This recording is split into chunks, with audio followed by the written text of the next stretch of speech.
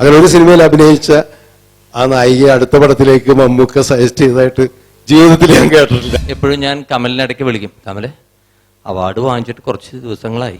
സംഗീതപ്രേമികളായ ഒന്ന് രണ്ടുപേര് എന്നോട് പറഞ്ഞു, ഔസേപ്പച്ചൻ നിന്നെ പിഴിഞ്ഞ് ചാറെടുക്കും. പിന്നെ ഞാൻ കമൽ സാറിനെ വിളിച്ചപ്പോഴാണ് ഇത് യേശു ക്രിസ്തു ആണെന്ന് പറഞ്ഞപ്പോൾ ഞാൻ ഞെട്ടിപ്പോയി. കാരണം പാഷൻ ഓഫ് ക്രൈസ്റ്റ് ഒക്കെയാണ് നമ്മുടെ മനസ്സിൽ. ഉട്ടോപ്പിയിലെ രാജാവ് മമ്മൂക്കയാണെങ്കിൽ ഞാൻ ഈ സിനിമയിലെ മന്ത്രിയാണ്. ഹായ്, ഞാൻ ജുവൽ. ഞാനിപ്പോൾ നിൽക്കുന്നത് ഉട്ടോപ്പിയുടെ രാജാവ് എന്ന സിനിമയുടെ ഓഡിയോ ലോഞ്ചിങ് സെഷനിലാണ്. ഇത് മമ്മൂക്കയുടെ ഹീറോയിനായിട്ട് ഇതെൻ്റെ രണ്ടാമത്തെ മൂവിയാണ്. പത്തേമാരിക്ക് ശേഷം എൻ്റെ വെരി നെക്സ്റ്റ് മൂവി ഉട്ടോപ്പിയുടെ രാജാവും മമ്മൂക്കയുടെ കൂടെ തന്നെയായിരുന്നു. ഈ ഓണത്തിന് നിങ്ങളെല്ലാവരെയും ഞങ്ങൾ ഉട്ടോപ്പിയയിലേക്ക് ക്ഷണിക്കുന്നു. ഉട്ടോപ്പി എന്ന പേര് പോലെ തന്നെ ഒരുപാട് രസകരമായൊരു സിനിമയാണിത്. ഇതിലെൻ്റെ ക്യാരക്ടർ ഉമാദേവി എന്ന് പറഞ്ഞൊരു ആക്ടിവിസ്റ്റിൻ്റെ ക്യാരക്ടറാണ്. എന്നെ കൂടാതെ ഒരുപാട് രസകരമായിട്ടുള്ള ക്യാരക്ടേഴ്സും ഉട്ടോപ്പിയിലെ രാജാവും മമ്മൂക്കയും നിങ്ങളെ വെയിറ്റ് ചെയ്തിരിക്കുകയാണ്. സോ ഈ ഓണം നമുക്ക് ഉട്ടോപ്പിയയിൽ വെച്ച് ആഘോഷിക്കാം എന്നുള്ളൊരു ആഗ്രഹത്തോടെ പ്രാർത്ഥനയോടുകൂടി താങ്ക് യു. ഉട്ടോപ്പിയിലെ രാജാവ് എന്ന എൻ്റെ പുതിയ സിനിമ ഓണത്തിന് റിലീസാകാൻ പോവുകയാണ്. മമ്മൂട്ടി നായകനാകുന്ന ഈ സിനിമ മലയാളത്തിലെ സമകാലീന രാഷ്ട്രീയ സാമൂഹ്യ പശ്ചാത്തലത്തെ ആസ്പദമാക്കിയിട്ടുള്ള ഒരു ആക്ഷേപഹാസ്യ സിനിമയാണ് സറ്റയർ ഫോമാറ്റിലുള്ള സിനിമകൾ അധികം മലയാളത്തിൽ വന്നിട്ടില്ല. ആ ഒരു രീതിയിലാണ് ഇതിൻ്റെ മൊത്തം കഥ നമ്മൾ പറയുന്നത്. അത് സാധാരണക്കാരെ സംബന്ധിച്ചിടത്തോളം വളരെ ഹ്യൂമറസ് ആയിട്ട് ഫീൽ ചെയ്യുന്ന ഒരുപാട് മുഹൂർത്തങ്ങൾ ഈ സിനിമയിലുണ്ട്. നിറയെ കഥാപാത്രങ്ങൾ വരുന്ന, അതിനനുയോജ്യമായിട്ടുള്ള നടീനടന്മാർ വരുന്ന ഒരു സിനിമയാണത്. ഇതിൻ്റെ സംഗീതം ഔസേപ്പച്ചനാണ്. PS റഫീഖാണ് ഇതിൻ്റെ ഗാനങ്ങൾ രചിച്ചിട്ടുള്ളത്. PS റഫീഖിൻ്റെ തന്നെയാണ് തിരക്കഥയും സംഭാഷണമൊക്കെ. റഫീഖ് ആമേനാണ് ഇതിനു മുമ്പ് എഴുതിയ സിനിമ. റഫീഖിൻ്റെ രചനയുടെ ഒരു പ്രത്യേകത, തിരക്കഥയിൽ നമുക്ക് ഒരു നവീനമായൊരു രീതി കൊണ്ടുവരുന്നു എന്നുള്ളതാണ്. ഒരു മാജിക്കൽ റിയലിസം നമ്മൾ ആമേനിൽ കണ്ടതാണ്. അതിൻ്റെ മറ്റൊരു രീതിയിലേക്കുള്ളൊരു മാജിക്കൽ റിയലിസം എന്ന് ഇതിനെ പറയാൻ പറ്റില്ല. ഈ സിനിമയിൽ മറ്റു രീതിയിലുള്ളൊരു ഫാൻറ്റസിയും റിയാലിറ്റിയും കൂടി ബ്ലെൻഡ് ചെയ്തിട്ടുള്ള ഒരു രീതിയിലാണ് ഈ സിനിമയെ ഞങ്ങൾ സമീപിച്ചിട്ടുള്ളത്. എന്തായാലും പ്രേക്ഷകർ ഈ സിനിമയെ സ്വീകരിക്കും എന്നുള്ള ഉറപ്പോടുകൂടി എല്ലാവർക്കും എൻ്റെ ഓണാശംസകൾ. ഹായ്, ഞാൻ പിണ്ടാണി. ഈ സിനിമയിൽ പിണ്ടാണി എന്ന് പറയുന്നൊരു ക്യാരക്ടറാണ് ഞാൻ ചെയ്യുന്നത്. ഉട്ടോപ്പിയിലെ രാജാവ് മമ്മൂക്കയാണെങ്കിൽ ഞാൻ ഈ സിനിമയിലെ മന്ത്രിയാണ്. കമൽ സാർ കേൾക്കണ്ട. എന്തായാലും എല്ലാവരും ഈ സിനിമ പോയി കാണണമെന്ന് വിനീതമായിട്ട് അഭ്യർത്ഥിക്കുന്നു. Thank you. പ്രിയപ്പെട്ടവർ, നമസ്കാരം. ഉട്ടോപ്പിയിൽ നിന്നാണ് PS റഫീഖ് സംസാരിക്കുന്നത്. ഉട്ടോപ്പിയെക്കുറിച്ച് പറയുകയാണെങ്കിൽ ശരിയായ അർത്ഥത്തിൽ ഉട്ടോപ്യ ഒരു സ്വപ്ന സാമ്രാജ്യം അല്ലെങ്കിൽ ഒരിക്കലും ഇല്ലാത്ത രാജ്യം എന്നൊക്കെയുള്ള അർത്ഥത്തിലാണ് ഉട്ടോപ്യ ഉപയോഗിക്കുന്നതെങ്കിലും നമ്മുടെ പടത്തിൽ അത് ഒരു രാഷ്ട്രീയ ആക്ഷേപഹാസ്യ രീതിയിലാണ് ഉട്ടോപ്യയിലെ ജനങ്ങളും കഥാപാത്രങ്ങളും ഒക്കെ വന്നിട്ടുള്ളത്. ഉട്ടോപ്യയിലെ രാജാവായിട്ട് ഇതിൽ മമ്മൂക്ക ഉടനീളം പ്രത്യക്ഷപ്പെടുന്നു. എല്ലാവരും സ്വീകരിച്ച് അനുഗ്രഹിച്ച് വിജയിപ്പിക്കണമെന്ന് അഭ്യർത്ഥിക്കുകയാണ്. Thank you.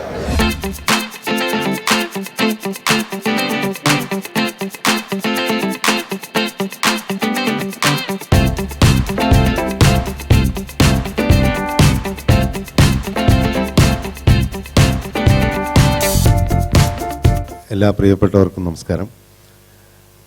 സത്യത്തിൽ ഈ ഫംഗ്ഷൻ ഒരു ഗ്ലാമർ കുറവുണ്ട്, നമുക്കറിയാം.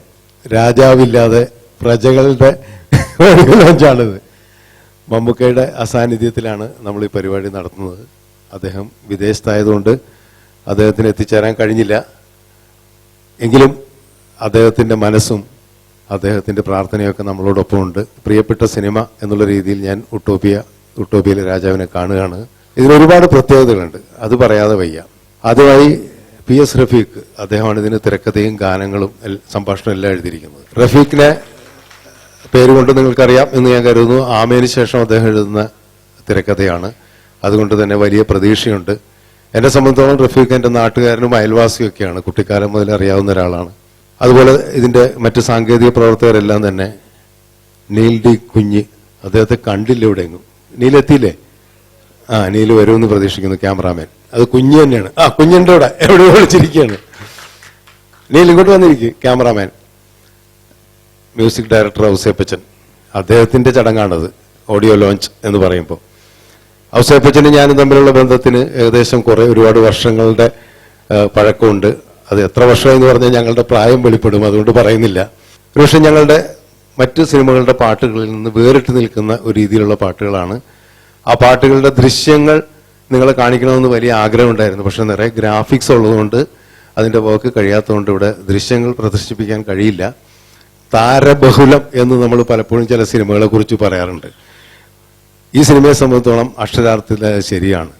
കാരണം ഏകദേശം 10-60ഓളം പ്രധാന വേഷക്കാർ അഭിനയിക്കുന്ന ഒരു സിനിമയാണ്. പ്രധാന വേഷം എന്ന് പറയുമ്പോൾ അതങ്ങനെ തന്നെയാണ്. അത് സിനിമ കണ്ടാൽ നിങ്ങൾക്ക് മനസ്സിലാവും.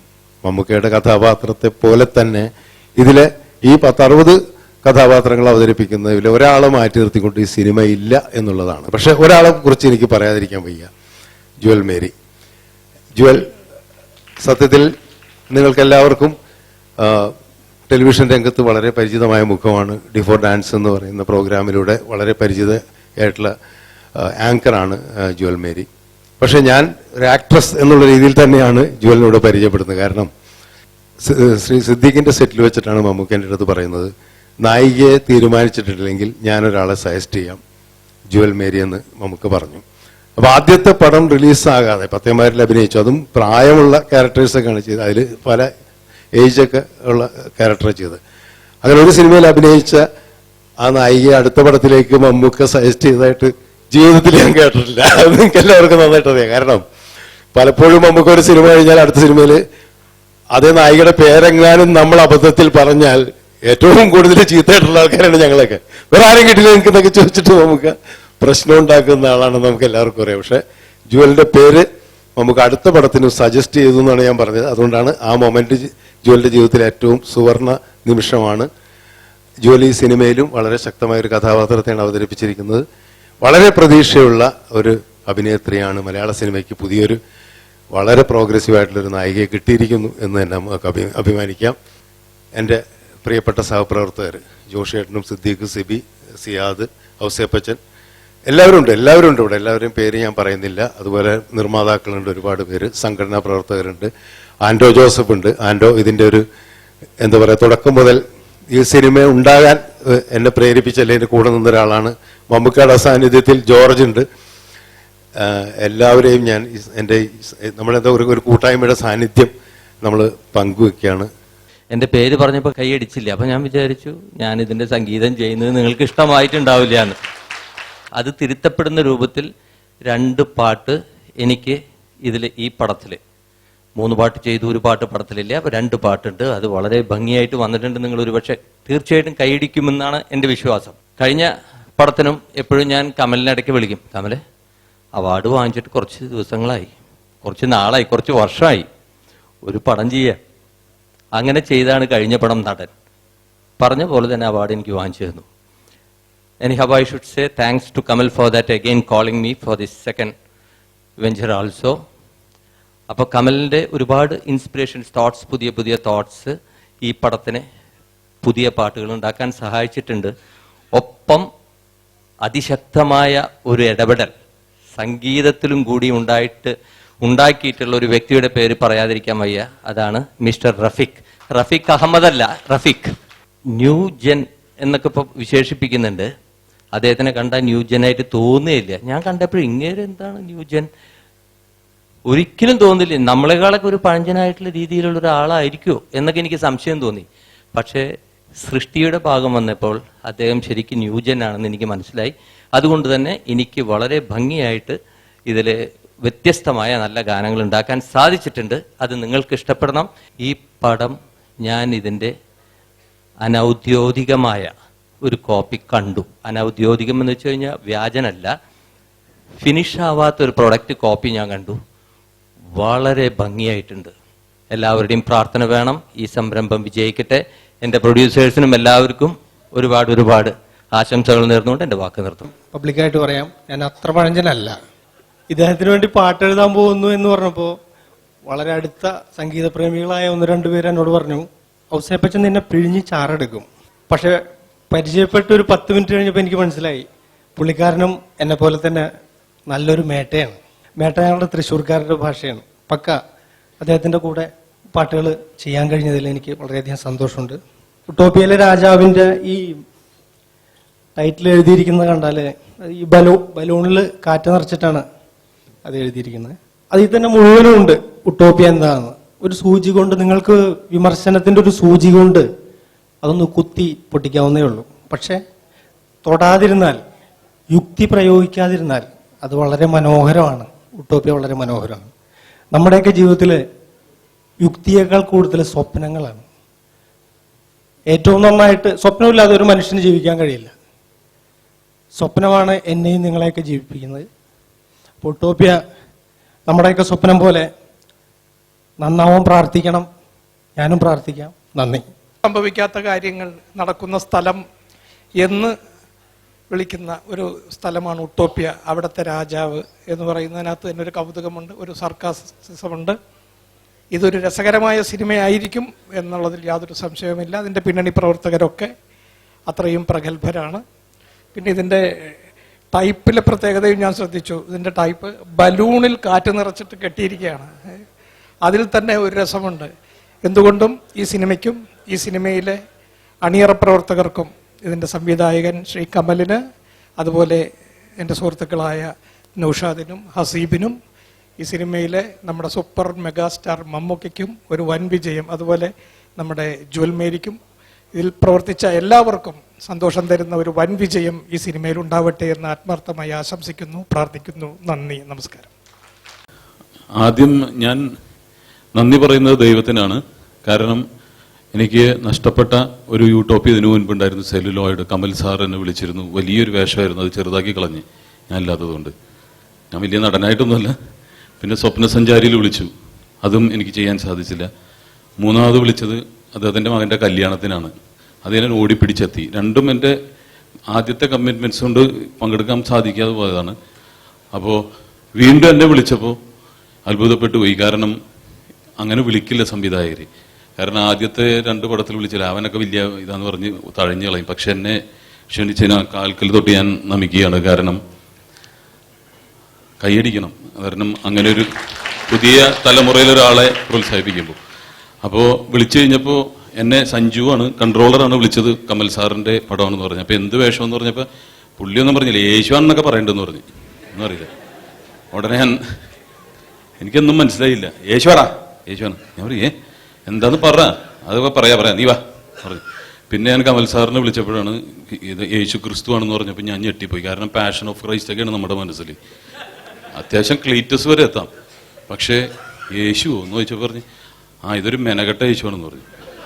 മെനകെട്ടതിൽ എനിക്ക് കോൺഫിഡൻസ് ആയി, കുഴപ്പമുണ്ടാവില്ല. പക്ഷേ പിന്നെ റഫീഖുമായിട്ട് സംസാരിച്ചപ്പോഴാണ് ഇതിൻ്റെ യാഥാർത്ഥ്യം മനസ്സിലായത്. അപ്പോൾ ഇതുപോലെ എന്നെ ഇതിനു മുമ്പ് 2 തവണ വിളിച്ച ആളാണ് ജോർജ് സാറ്. അടുത്ത പടത്തിൽ എന്നെ ഇതുപോലെ നല്ല വേഷം തരുമെന്ന് വിചാരിക്കുന്നു. നമ്മൾ ആദ്യം കമ്മിറ്റ് ചെയ്യും ഓരോ പടങ്ങൾ, ചെറിയ പടങ്ങളായിരിക്കും. പക്ഷെ അവരെ ചതിച്ചിട്ട് വരാൻ മനസ്സ് തോന്നിയില്ല. അപ്പോൾ ഒരു നടനോട് ഞാൻ ചോദിച്ചു, ഈ വലിയ പടം വരുമ്പോൾ ഞാൻ എന്ത് ചെയ്യും? ഞാൻ ധർമ്മസങ്കടത്തിലാവുന്നു. കാരണം വലിയ ഡയറക്ടേഴ്സ് വിളിക്കുന്നത് സാവധാനമാണ്, തലേദിവസമൊക്കെ വിളിക്കുന്നത്. അപ്പം നീ ആ നല്ല പടത്തിന് പോകണം, മറ്റത് വിട്ട് കളഞ്ഞേക്കണമെന്ന് പറഞ്ഞു. ഒരു നടൻ പറഞ്ഞാണ്. അപ്പോൾ അവരെന്ത് വിചാരിക്കും?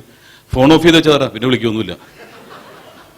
പക്ഷേ അങ്ങനെയൊക്കെ ഞാൻ ചെയ്തിരുന്നെങ്കിൽ ഒരിക്കലും ഞാൻ ഈ പടത്തിൽ വരില്ല. ഞാൻ വല്ല ക്യാൻസറോ ഹാർട്ട് അറ്റാക്കോ വന്ന് ഹോസ്പിറ്റലിൽ കിടന്നേനെ, അവരുടെ ശാപം കിട്ടിയിട്ട്. അപ്പോൾ സാവധാനം വന്നാലും സിംഹാസനം തന്നെയാണ് എനിക്ക് കിട്ടിയത്. ജീസസ് ക്രൈസ്റ്റ് ആണ്. എന്നെ പട്ടണം റഷീദ് എന്ന് പറഞ്ഞ വലിയ കലാകാരൻ എൻ്റെ രൂപം മാറ്റിയപ്പോൾ ഞാൻ തന്നെ അത്ഭുതപ്പെട്ടു. ആദ്യം പറഞ്ഞു, കമൽ സാറ് എന്നെ പറഞ്ഞു, നീ ഒരു ഗുണ്ടയായ യേശുവായി മാറും തോന്നുന്നു പറഞ്ഞു. പക്ഷെ എന്നെ മാറ്റിയപ്പോൾ ഞാൻ തന്നെ അത്ഭുതപ്പെട്ടു. കമൽ സാറ് റഷീദിനെ ബന്ധപ്പെട്ട് അതിന് മുമ്പ് എനിക്കും അറിയാം. പക്ഷേ ഇങ്ങനെ യേശുവാക്കി കഴിഞ്ഞതിന് ശേഷം ഞാൻ അറിഞ്ഞു എല്ലാവർക്കും ഒരേ രീതിയിലുള്ള പ്രിഫറൻസ്. കഴുതേ വരെ അദ്ദേഹം മേക്കപ്പ് ചെയ്തെന്നാണ് ഞാൻ അറിയുന്നത്. പക്ഷെ എല്ലാവരും ഒരേ രീതിയിൽ നാഷണൽ അവാർഡ് കിട്ടിയിട്ടുമല്ലോ, അത് ഇവിടെ ഉണ്ടോയെന്ന് എനിക്കറിയില്ല. പിന്നെ മമ്മൂക്കയുമായിട്ട് ഏറ്റവും വലിയ ഭാഗ്യം എന്ന് പറഞ്ഞാൽ ഒരു 5 വർഷം മുന്നിലേക്ക് പോകാൻ സാധിക്കും കൂടെ അഭിനയിക്കുമ്പോൾ. പ്രാഞ്ചേട്ടൻ മുതലിങ്ങ് എടുത്തു കഴിഞ്ഞാൽ എല്ലാ സിനിമകളും മമ്മൂക്കയുടെ. അതുകൊണ്ടായിരിക്കും ഒരുപക്ഷെ എന്നെ കാണുമ്പോൾ ചിരിക്കാറുണ്ട്. കാരണം കോടികൾ ലാഭം ഉണ്ടാക്കിയിട്ടുള്ള സിനിമയാണ്. അതുകൊണ്ട് എല്ലാ പ്രൊഡ്യൂസർമാരും മമ്മൂക്കയെ വെക്കുമ്പോൾ എന്നെ കൂടെ ഒന്ന് വെച്ചേക്കുക. അപ്പോൾ ഒരു നഷ്ടവും പറ്റില്ല സംഭവം. അപ്പോൾ പിന്നെ പ്രാർത്ഥന. ഇത്രയും കലാകാരന്മാർക്ക് ഒരു 5-10 വർഷം മുന്നിലേക്ക് പോകാനുള്ളൊരു അവസരമാണ് ഈ ചിത്രം. ഒരു ആഴ്ച 5 പടങ്ങൾ വെച്ച് ഇറങ്ങുന്നുണ്ട്, 25 നടന്മാർ ഇറങ്ങുന്നുണ്ട്. ഇതിൻ്റെ ഇടയിൽ നമുക്കൊരു അവസരം കിട്ടുക എന്ന് വെച്ചാൽ ഭാഗ്യമാണ്. കാരണം ഇനി ഈ പടം പറയുമ്പോൾ കഴുതയും കാക്കയും വരെ അഭിനയിക്കുന്നുണ്ട്. അപ്പോൾ അവസരങ്ങൾക്ക് വേണ്ടി കാത്തു നിൽക്കണം. അതിൻ്റെ ഇടയിൽ നമുക്ക് കിട്ടിയത് അനുഗ്രഹമാണ്. തീർച്ചയായിട്ടും ഇതൊരു വലിയ വിജയമായി തീരട്ടെ. ഞാൻ ഇദ്ദേഹത്തിനെയൊക്കെ കണ്ടിട്ടുള്ളത് ജൂനിയർ ആർട്ടിസ്റ്റുകളുടെ കൂട്ടത്തിലൊക്കെ ആയിരുന്നു. പക്ഷെ ഞാനിപ്പോൾ പറയുകയാണ്, ഇപ്പോൾ മലയാള സിനിമയുടെ മുൻനിരയിൽ എത്താൻ സാധിച്ചു, അതിനൊരു അംഗീകാരം കിട്ടി. കോട്ടയം പ്രദീപ്. അപ്പോൾ എല്ലാവരും ആഗ്രഹിക്കുന്നവരാണ്, ഇവിടെ നിൽക്കുന്നവർ പലരും ഉണ്ടാവും സിനിമയുടെ മുൻനിരയിൽ. അതിന് നിസ്സാര സമയം മതി.